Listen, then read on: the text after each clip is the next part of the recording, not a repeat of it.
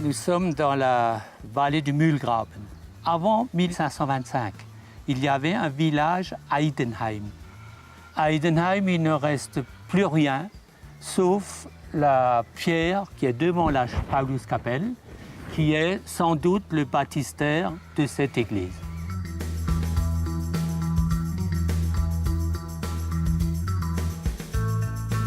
Dans la vallée, pas loin donc du village d'Heidenheim, s'était implantée une scierie. Et donc, on raconte que le paysan qui exploitait les terrains a récupéré les pierres de l'ancienne église d'Heidenheim. Alors les gens lui auraient dit « Écoute, cela va te porter malheur ». Il a fait tout de même, il a construit son abri pour les animaux et il s'est trouvé que ces animaux effectivement crevaient. Pour se racheter quelque part, il aurait donc construit cette Pauluskapelle.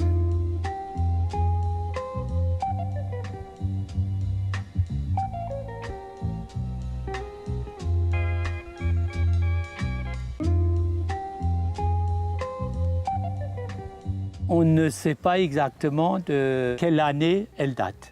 Sur la pierre de l'autel est inscrite la date 1866. Elle aurait été construite avant l'occupation par les Allemands à partir de 1870.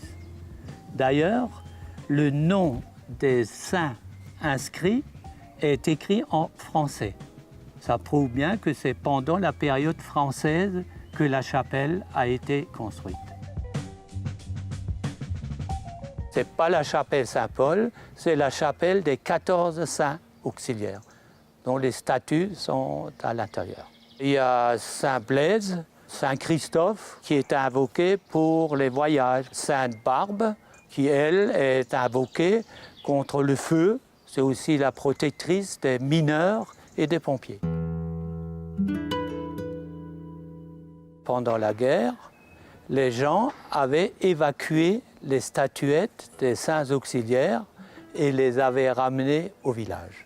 Après la guerre, tout doucement, la chapelle est tombée dans l'oubli.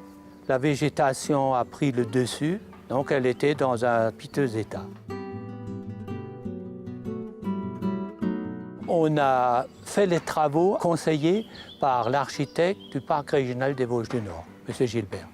Donc on a entièrement déposé la toiture. On a créé un éclairage de la chapelle par des tuiles transparentes. Et surtout à l'extérieur, on a sablé toutes les pierres d'angle, crépi l'extérieur et l'intérieur. En moins d'une année, on avait fini. Elle a été inaugurée en 1982.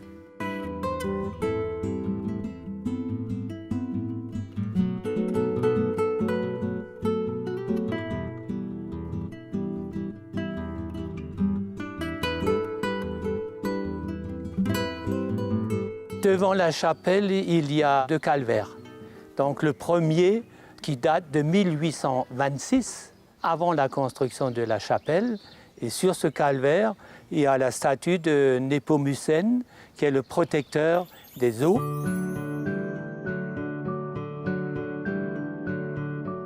Il y a un deuxième calvaire, beaucoup plus récent, réalisé après la guerre par Moser, un tailleur sur pierre de Meisenthal. Et c'est une dame qui l'a financé en remerciement du retour de ses deux fils qui étaient engagés dans l'armée allemande sur le front russe. Retour vivant, mais blessé. Et elle venait tous les jours de Sourtes à cette chapelle.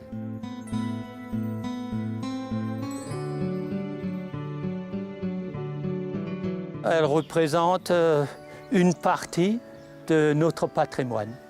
Aussi longtemps qu'on a un affect pour cela, il faut le sauvegarder.